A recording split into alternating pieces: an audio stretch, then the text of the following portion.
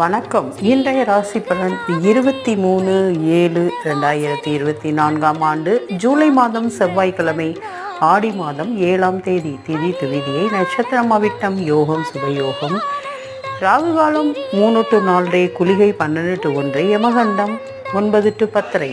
மேச ராசி போட்டியில் வெற்றி பெறுவீர்கள். ரிஷப ராசி முயற்சி திருவினையாக்கும்.